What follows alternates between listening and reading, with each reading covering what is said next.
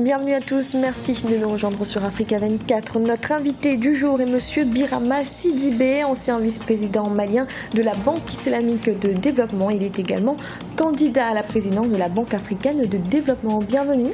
Merci madame. Monsieur Sidibé, qu'est-ce qui a motivé votre candidature à la Banque africaine de développement? C'est très simple.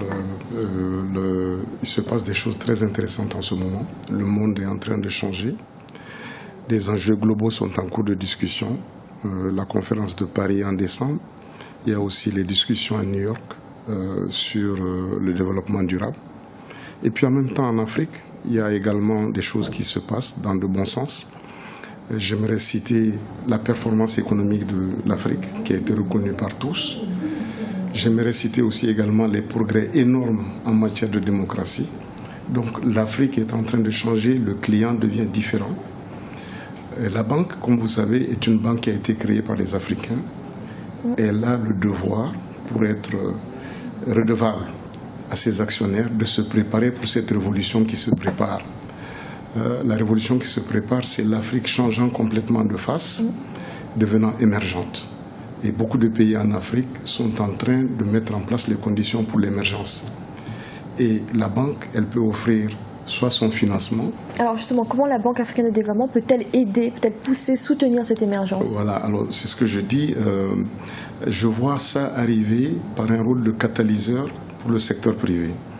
Les analyses montrent simplement que les États seuls et même les institutions comme la BAD ne peuvent pas combler le déficit de financement d'énormes infrastructures qui sont le préalable à l'émergence. Pour qu'un pays soit émergent, pour qu'un continent soit émergent, il faut des marchés et les marchés ont besoin d'infrastructures pour fonctionner. Nous avons atteint les limites de l'endettement normal pour que l'infrastructure soit souveraine.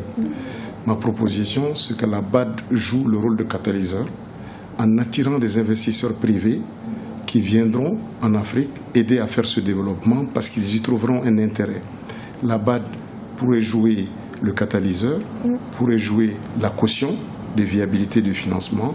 C'est le schéma suivant lequel nous voyons cette émergence arriver, en tout cas sur le plan des infrastructures, comme vous savez, qui sont vraiment très importantes. Justement, l'actuel président de la BAD, en tout cas jusqu'au 28 mai prochain, Donald Kaberuka, a fait de son mandat, justement, la priorité de son mandat, les infrastructures. Est-ce que vous serez dans cette continuité? Absolument, parce que c'est le besoin de l'Afrique. Il y a eu quelque chose d'extraordinaire sous le président Kaberuka, c'est qu'il y a eu un agenda africain. Dans le temps, l'agenda était par pays. Maintenant, les pays parlent région. L'Afrique parle d'une seule voix. C'est la première fois qu'on voit que les politiques et les économistes s'assoient pour définir un agenda commun pour l'Afrique. Ça, vraiment, il faut le mettre au crédit du président Kaberuka. On a eu la phase de conception, la phase de discussion. Nous devons passer à l'action maintenant. Nous devons transformer INGA en une réalité. Nous devons faire en sorte que les dorsales d'infrastructures du nord au sud, d'est en ouest, deviennent une réalité. Et le changement que je propose, c'est que cette réalité ne passe pas par l'endettement public. Alors, qu'est-ce que vous apporterez de plus si vous êtes président de la BAD? Si je suis président de la BAD, je serai l'ami de la participation du secteur privé à l'intégration et à l'émergence de l'Afrique.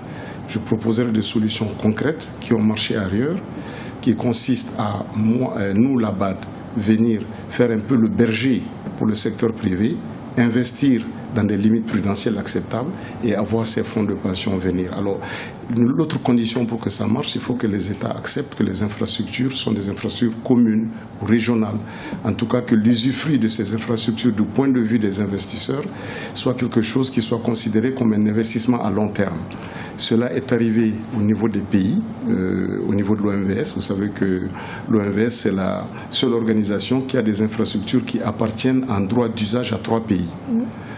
Je pense qu'il faut qu'on change le modèle pour que la BAD apprenne mieux à structurer ce genre d'infrastructures, ce genre de projet, en y étant soi-même, mais aussi en attirant les infrastructures et en ayant la caution juridique et politique des États qui en seront bénéficiaires. C'est un nouveau modèle que je propose qui permet de passer du prêt entre la banque et l'emprunteur à la vente des infrastructures africaines pour le bien de l'Afrique, pour l'intégration. Alors vous proposez des choses nouvelles pour cette Banque africaine de développement.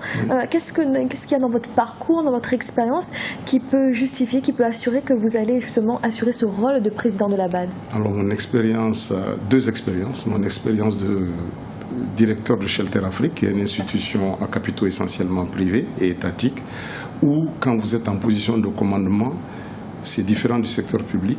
Tout ce que vous faites, vous le voyez à la fin de l'année. Et la réactivité, la flexibilité, la créativité sont les maîtres mots.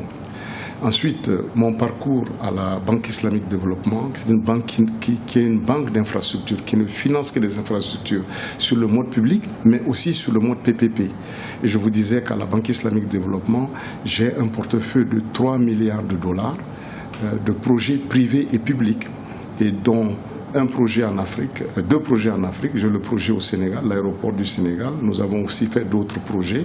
Et je vous assure que c'est la chose la plus excitante qui soit du point de vue, parce que vous utilisez l'argent du secteur privé pour faire venir les infrastructures, et ça marche en Afrique, je puis vous assurer. Alors très rapidement, quels sont vos atouts en quelques mots par rapport aux autres candidats?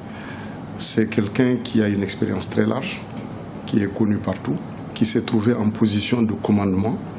Je suis quelqu'un qui propose des solutions. Le débat du diagnostic économique, de l'aperçu économique, je crois que ce n'est pas le débat de la BAD, c'est plutôt apporter des solutions aux pays africains qui l'ont créé.